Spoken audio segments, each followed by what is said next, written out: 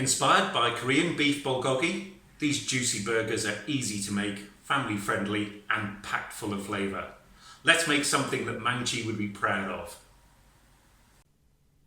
The bacon is basted in gochujang and sesame seeds, and when served with a kimchi mayo, makes it all in all a Korean-style feast. And here's our ingredient list. In the bowl here, we've got our flavourings for the burger. So we've got our breadcrumbs, we've got our gochujang, we've got our ginger, our garlic, our sesame oil, and our soy sauce, and anything else I've forgotten that was in the recipe for this bit. So that's all in there, and what we're going to do is just give that a very, very light mix. Oh yeah, of course, brown sugar as well, now I've found the texture of it. So we're just going to really mix that up into a lovely paste, and we're going to give it, oh, I can really smell the sesame oil. I love that smell. I cook quite a bit of Korean food, so that is very much of a reminder of street markets. I'm going to let really the breadcrumbs just take on the flavour and hydrate a little bit. I've only used 1.5 teaspoons of this particular brand of gochujang, which is the one I usually buy. Every single brand is a little bit different. You might need to alter the amount that you put in based upon the amount of chili that's there. But this one is a bit strong, so there's only for kind of 500 grams of meat. We've got roughly 1.5 teaspoons of gochujang in there. So let's give that a few minutes to get to know each other. Now it's time to meat the meat. So I've got 500 grams of beef here. You can use whatever meat you like. With clean hands, I'm just going to incorporate this all. So I'm just going to get rid of the spoon. Now, I've been trialing a lot of Korean burgers just to get the recipe right, and I was challenged to create a vegan version. So that's the first one I started with, and I've tried Korean flavours with chickpea burgers, with bean burgers, with beetroot burgers, and you know what? They never worked.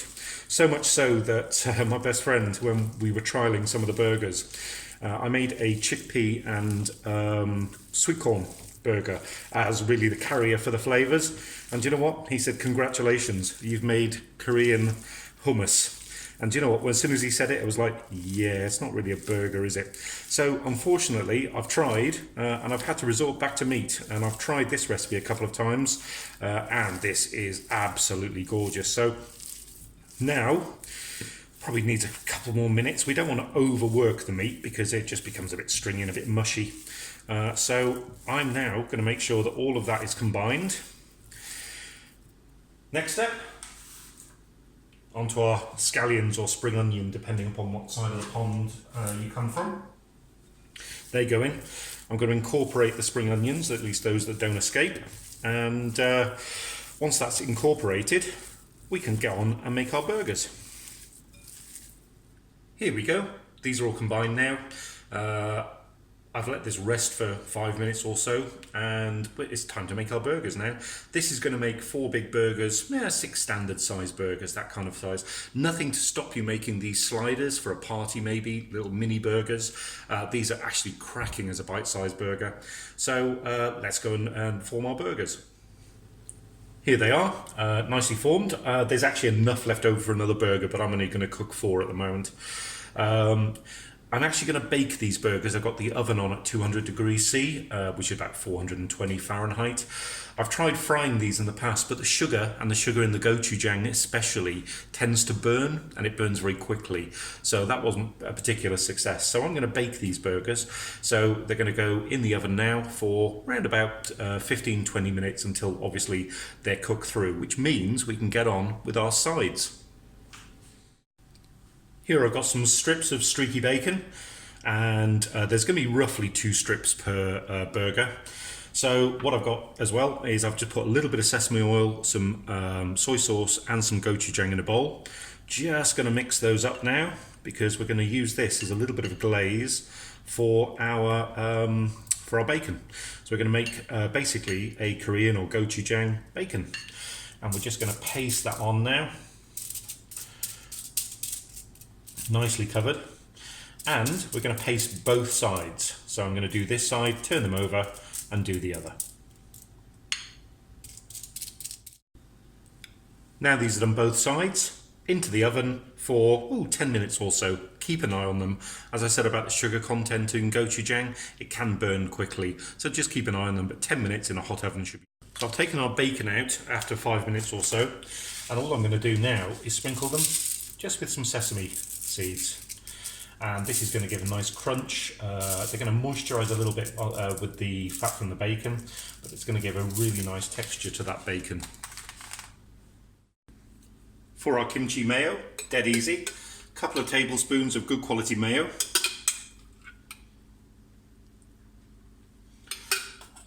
And roughly the same of kimchi.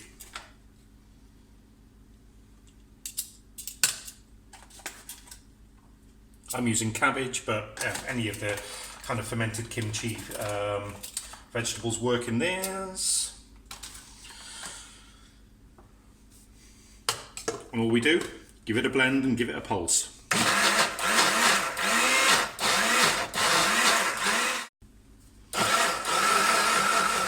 Until we've got a really nice, smooth mayonnaise. Give it a taste. You might want to add a bit more kimchi or a bit more mayo, depending on your taste. I'm going to add a bit more kimchi. I think it needs a bit more punch.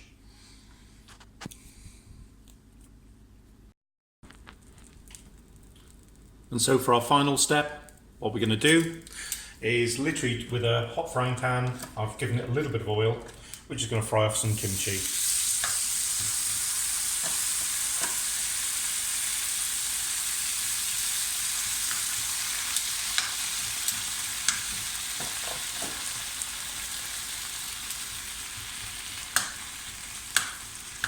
Let it fry through, turn it over both sides, and I think then we're ready for burger construction. If you like this, why not try one of our other burger recipe? Here's one. So, 오늘은 국에 대하여. 안녕!